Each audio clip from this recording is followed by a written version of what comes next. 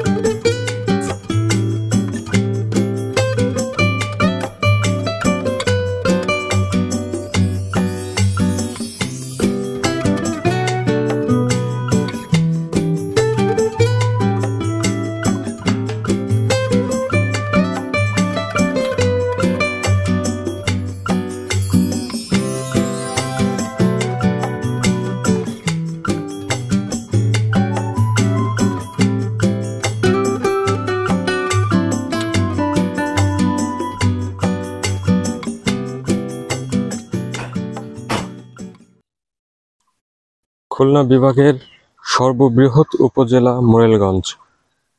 ইংরেজ মোরেল পরিবারের নামে নামকরণ হয় এ উপজেলার। 1849 সালে মোরেল পরিবারের মিসেস মোরেল পানগুচি ও বলেশ্বর নদীর মোহনায় সুন্দরবন ইজারা নিয়ে বন আবাদ করে বসতি গড়ে নীল চাষ শুরু করেন। মোরেল ভ্রাতাদের মধ্যে সবচেয়ে বৈষয়িক ও কর্মী ছিলেন রবার্ট মোরেল। তার উপর দায়িত্ব ছিল সমস্ত জমিদারদের দেখাশোনা ও পরিচালনা করা। তারা বসবাস ও নিজেদের শাসন পরিচালনার জন্য তখন বিরাট পাকা ভবন নির্মাণ করেন। তারা সেখানে বিরাট নারকেল সুপারির বাগান করেন এবং বাজার বসান। ক্রমে মোরেলদের নামানুসারে বাজারের নাম হয়ে যায় মোরেলগঞ্জ। কালের সাক্ষী হয়ে এখনো রয়ে গেছে কুঠিবাড়ি নামে পরিচিত তাদের নীলকুঠি।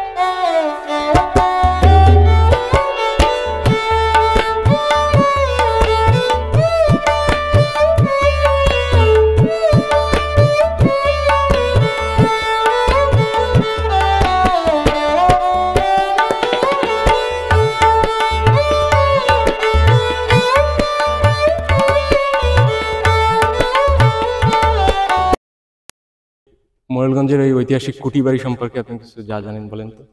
আসলে তেমন ভালো আমি জানি না, তারপরও মানুষের কাছে শুনছি যে এখানে রাজা রবার্ট বসবাস করতো সুন্দরবন এলাকায়। তখন এখানে নীল চাষ করা হতো। তাদের ওই যে তাদের যারা নীল চাষ করতো তাদের রাখতো এখানে, বড় বড় ঘোড়া থাকতো। ওই এই যে এখানে ঘোড়া, তারপর বড় বড় হাতি থাকতো এইখানে। হ্যাঁ, এই তারপরে 1849 সালে এটা নির্মিত হয়। আচ্ছা এইখানে প্রায় 200 বছর। আচ্ছা, এখানে উনি কি কি কাজ পরিচালনা করতো এখানে বসে? এখানে দেখা যাচ্ছে ওই নীল চাষ করতো, আমার তারপর বিচার বিচার বিচার, কাজ, হ্যাঁ বিচার কাজ মানে করতো, জমিদারি যে জমিদারি কাজগুলো সেগুলো জমিদারি এখানে বসে পরিচালনা করতো। হ্যাঁ জমিদারি কাজ পরিচালনা করতো। এই